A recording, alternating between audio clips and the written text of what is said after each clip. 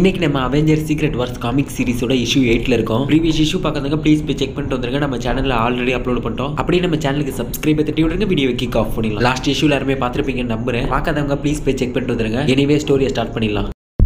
சினிஸ்டரோட தலையை வெட்டி அப்பாகலிப்ஸ் அவரோட கையில வச்சுட்டு, சினிஸ்டர் உனக்கு எவ்வளவு தைரியம் இருந்தா டாக்டர் டூமை எதிர்த்து செயல்படுவேன் அப்படின்னு அப்பாகலிப்ஸ் சினிஸ்டரோட தலையை பத்தி சொல்லிட்டு இருக்காரு. அப்போ தார்ஸ் எல்லாரும் மாத்தி அவங்களுக்குள்ளே சண்டை போட்டுக்க ஆரம்பிக்கிறாங்க. தார்ஸ் எல்லாம் இது மாதிரி மாத்தி அவங்களுக்குள்ளே சண்டை போட்டுக்கிறதுக்கான காரணம் லேடி தோர் தான் அங்க இருந்த தார்ஸ் எல்லார்கிட்டையும் டாக்டர் டூமை பத்தின உண்மையை சொல்லிடுறாங்க. டாக்டர் டூம் தான் டாக்டர் ஸ்டேஞ்சை கொன்னது, அது மட்டும் இல்லாம டாக்டர் டூம் ஒரு கெட்டவன் அப்படின்னு லேடி தோர் அங்க இருந்த தார்ஸ் எல்லார்கிட்டையும் சொன்னதும் தார்ஸ் எல்லாரும் இது மாதிரி ரெண்டு குரூப்பா பிரிஞ்சிடறாங்க. டாக்டர் டூம் நல்லவன்னு சொல்ற ஒரு குரூப்பும் டாக்டர் டூம் கெட்டவன்னு சொல்ற ஒரு குரூப்பும் இது மாதிரி ரெண்டா பிரிஞ்சு தார்ஸ் எல்லாம் அவங்களுக்குள்ளே அடிச்சுக்க ஆரம்பிக்கிறாங்க. டாக்டர் டூமை பத்தின உண்மைகளை லேடி தோர் எதுக்காக தார்ஸ் கிட்ட சொன்னாங்க அப்படின்னா, டாக்டர் டூமை பத்தின உண்மைகளை தெரிஞ்சதுக்கு அப்புறம் தார்ஸ் எல்லாம் இவங்க பக்கம் நிப்பாங்க அப்படிங்கிறதுக்காக தான் லேடி தோர் டாக்டர் டூமை பத்தின உண்மைகளை தார்ஸ் கிட்ட சொன்னது. ஆனா அதை புரிஞ்சுக்காம தார்ஸ் எல்லாம் ரெண்டு குரூப்பா பிரிஞ்சு அவங்களுக்குள்ளே சண்டை போட ஆரம்பிச்சிடுறாங்க. அதை பார்த்ததும் லேடி தோர் எல்லா தார்ஸையும் பார்த்து கத்த ஆரம்பிக்கிறாங்க. எல்லாரும் உங்க சண்டையை நிறுத்துங்க. டாக்டர் டூம் ஒரு நல்லவன்னு நினைச்சுக்கிட்டு இருக்கீங்க, டாக்டர் டூம் ஒரு கடவுள்னு நினைச்சுக்கிட்டு இருக்கீங்க. எல்லாரும் என்னோட வார்த்தையை நம்புவீங்கன்னு எனக்கு தெரியும். நானும் உங்கள ஒரு தார் தான். தயவு செஞ்சு நான் சொல்றதை கேளுங்க. உங்களுக்கு இருக்கிற டாக்டர் டூமை பத்தின எண்ணங்கள் எல்லாமே தப்பு. டாக்டர் டூம் உங்களை எல்லாம் ஏமாத்தி அவன் ஒரு கடவுள் அப்படின்ற ஒரு எண்ணத்தை உங்க மனசுல விதைச்சிட்டான். அந்த எண்ணத்தை தூக்கி போட்டுட்டு இப்ப என் கூட போருக்கு வாங்க அப்படின்னு லேடி தோர் அங்க இருந்த தார்ஸ் எல்லார்கிட்டையும் சொல்லிட்டு அங்க இருந்து பறக்க ஆரம்பிக்கிறாங்க. லேடி தோர் பின்னாடியே அங்க இருந்த மத்த தார்ஸும் பறந்து வர ஆரம்பிக்கிறாங்க. எல்லா தார்ஸும் சண்டை நடக்கிற இடத்துக்கு வந்துடுறாங்க. தார்ஸ் எல்லாரும் டாக்டர் டூமோட ஆளுங்களை தாக்க ஆரம்பிக்கிறாங்க. தார்ஸ் எல்லாரும் டாக்டர் டூமோட ஆளுங்களை தாக்குறத பார்த்ததும் டாக்டர் டூமுக்கு ஒரு பயங்கரமான கோவம் வந்துடுது. தார்ஸ் எல்லாரும் நம்ம பக்கம் தானே இருந்தாங்க, இப்போ நமக்கு எதிராகவே திரும்பி நம்மளோட ஆளுங்களை தாக்க ஆரம்பிக்கிறாங்க அப்படின்னு டாக்டர் டூம் தார்ஸ் நினைச்சு கோவப்பட்டு இருக்க சமயத்துல நம்ம லேடி தோரும் அப்பாகலிப்ஸும் அந்த இடத்துல சண்டை போட ஆரம்பிக்கிறாங்க. லேடி தோரும் அப்பாகலிப்ஸும் ஒருத்தர் மாத்தி சண்டை போட்டுட்டு இருக்கும்போது திடீர்னு ரெண்டு பேரும் வானத்தை பார்க்க ஆரம்பிக்கிறாங்க. அப்போ வானத்துல மிகப்பெரிய பிரம்மாண்டமான ஒரு ஷிப் ஒண்ணு அவங்க இருக்கிற இடத்தை நோக்கி வந்துட்டு இருக்கு. அந்த பிரம்மாண்டமான ஷிப்போட மேல் தளத்துல மாஸ்ட்ரோ இருந்துட்டு வேர்ல்டு பிரேக்கர்ஸ் தாக்குங்க அப்படின்னு கத்த ஆரம்பிக்கிறாரு. அப்போ அந்த ஷிப்ல இருந்து ஏகப்பட்ட ஹல்க்ஸ் எல்லாரும் ஹல்க் ஸ்மாஷ் அப்படின்னு கத்திட்டு அந்த ஹல்க்ஸ் எல்லாரும் அந்த ஷிப்ல இருந்து கீழே குதிச்சு கண்ணில் பட்ட எல்லாத்தையும் அடிச்சு நொறுக்க ஆரம்பிக்கிறாங்க. அந்த பிரம்மாண்டமான ஷிப்போட மேல் தளத்துல இருந்துட்டு மாஸ்ட்ரோ டாக்டர் டூம் உன இடத்தை பார்த்து, நான் வந்துட்டேன் டாக்டர் டூம், உனக்கான அழிவு ஆரம்பிச்சிடுச்சு,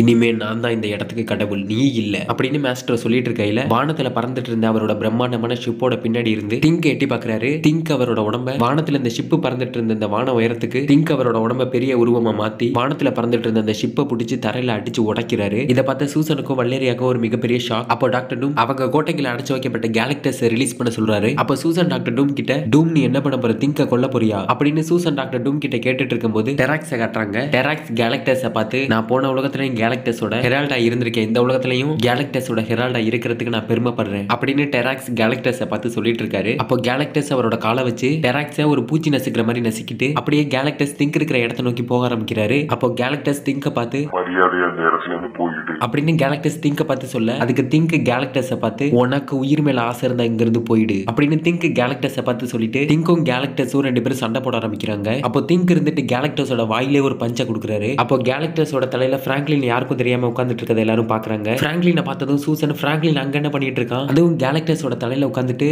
அவனுக்கு அங்க என்ன வேலை அப்படின்னு சூசன் கேலக்டஸோட தலையில உட்கார்ந்திருந்த பிராங்க்லினை பார்த்த சாக்கிங்ல கேட்க, அப்போ அங்க இருந்த டாக்டர் டூம், அவன் வந்துட்டான், நான் எதிர்பார்த்த மாதிரியே அவன் வந்துட்டான் அப்படின்னு டாக்டர் டூம் சொல்றாரு. அப்போ அவங்க சண்டை போட்டுட்டு இருந்த எல்லாரும் தன்னை மெய் மறந்து பார்க்க அனிகிலேஷன் கோர்ட் ஆர்மியை கூட்டிக்கிட்டு அந்த இடத்துல டானோஸ் ஒரு பங்கமான என்ட்ரியை கொடுக்குறாரு. டானோஸ் அந்த இடத்துக்கு வந்திருக்கதை பார்த்ததும் சூசன் கூடவும் வல்லேரியா கூடவும் இருந்த டாக்டர் டூம் திடீர்னு அந்த இடத்துல இருந்து மறைஞ்சிடுறாரு. அப்போ திங்க்குக்கும் கேலக்டஸ்க்கும் ரெண்டு பேரோட சண்டை தீவிர ஆக ஆரம்பிக்குது. அப்போ கேலக்டஸ் திங்கோட கையை குத்தி உடைச்சிடுறாரு. கேலக்டஸ் திங்கோட கையை குத்தி உடைச்சதும் கேலக்டஸ் தலையில உட்கார்ந்திருந்த பிராங்க்லின் திங்க பார்த்து, உன்னால ஒண்ணு பண்ண முடியாது, இப்ப நீ தோத்துட்ட, எங்க அப்பா டாக்டர் டூம் உன்னை சும்மா விட மாட்டாரு. ஹே ஒரு நிமிஷம், இப்ப நீ என்ன சொன்ன, டாக்டர் டூம் உன்னோட அப்பாவா அப்படின்னா உன்னோட அம்மா சூசனா அப்படின்னு திங்க் பிராங்க்லின் கிட்ட கேட்க, அதுக்கு பிராங்க்லின், ஆமா டாக்டர் டூம் என்னோட அப்பா, சூசன் என்னோட அம்மா, ஏன் அதனால என்னாச்சு அப்படின்னு பிராங்க்லின் திங்க பார்த்து கேட்க, இந்த சண்டை ரொம்ப நேரம் வரும் நான் எதிர்பார்த்தேன், ஆனா இனிமே என்னால உன்னை ஒரு அடி கூட அடிக்க முடியாது அப்படின்னு திங்க் பிராங்க்லினை பார்த்து சொல்றாரு. திங்க் டாக்டர் டூமை கொல்லணும், டாக்டர் டூமை எதிர்த்து செயல்படணும் அப்படின்னு திங்க் என்னதான் நினைச்சிருந்தாலும் பிராங்க்லின் சூசனோட பையன் அப்படின்றதுனால திங்க் பிராங்க்லினை திருப்பி ஒரு அடி கூட அடிக்காம, நீ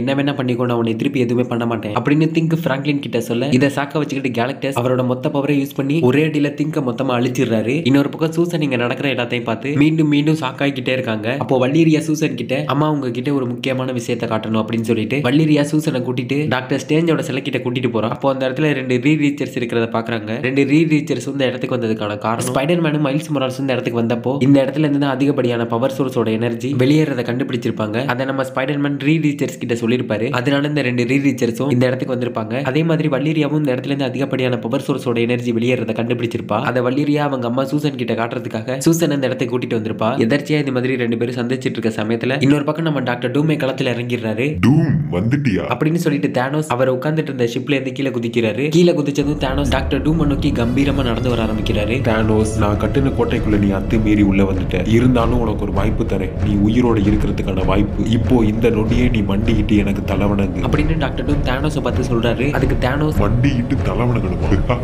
நீ ஒரு விஷயத்தை புரிஞ்சுக்கல டாக்டர் டூம். இன்ஃபினிட்டி கார்ட்லெட் யார்கிட்ட இருக்கும்? அவங்க கிட்ட தான் அளவுக்கு அதிகமான சக்தி இருக்கும். அந்த சக்தி எல்லாத்தையும் இன்ஃபினிட்டி கார்ட்லெட் எனக்கு கொடுத்துருக்கு. அப்போ நீ தான் என் காலில் விழுந்து எனக்கு தலைவணங்கு அப்படின்னு தானோஸ் சொல்லிட்டு இருக்கும் போதே டாக்டர் டூம் தானோஸ் ஒரே குத்து. தானோஸ் உடம்புல இருந்து ரத்தம் தெறிக்க அப்படியே டாக்டர் டூம் தானோஸ் உடம்புல இருந்து முதுகெலும்பு அவர் உடம்புல இருந்து தனியா பிரிச்சு எடுத்து அவர் கையில வச்சுட்டு அப்படின்னு டாக்டர் டூம் அவர் கையில வச்சிருக்க தானோஸோட எலும்பு கூட பார்த்து சிரிச்சிட்டு இருக்காரு. அப்போ அந்த இடத்துல ஒரு போர்ட்டல் ஓபன் ஆகுது. அந்த போர்ட்டலுக்குள்ள இருந்து ஒரு சத்தம், டாக்டர் டூம் உன்னோட கதை இப்ப முடிய போகுது. இனிமே உன்னால இந்த இடத்தை ஆள முடியாது. உன்னை கொல்றதுக்காக நாங்க வந்துட்டோம் அப்படின்னு சொல்லிட்டு அந்த போர்ட்டலுக்குள்ள இருந்து கையில இன்ஃபினிட்டி கார்ட்லெட்டை போட்டுட்டு பிளாக் பேந்தரும் அவர் கூட நெய்மரும் 2 பேரும் அந்த போர்ட்டலுக்குள்ள இருந்து வெளியே வராங்க. இதோட அந்த காமிக் சீரிஸோட இஷ்யூ 8 முடியுது. அடுத்து என்ன நடக்க போகுது அப்படின்றத பத்தி தொடர்ந்து பார்ப்போம் அடுத்த இஷ்யூல. அதுக்கு முன்னாடி இந்த காமிக் சீரிஸை பத்தி எக்ஸ்பிளைன் பண்ற மாடுலேஷன் ஓகேவா இல்ல வேற ஏதாவது சேஞ்ச் பண்ணணுமா அப்படின்னு நீங்க என்ன நினைக்கிறீங்க அப்படின்னு கமெண்ட்ல சொல்லிட்டு சோ எனிவே இந்த சப்ஸ்கிரைபர் தட்டி விட்டுருங்க. அடுத்த வீடியோல பார்க்கலாம்.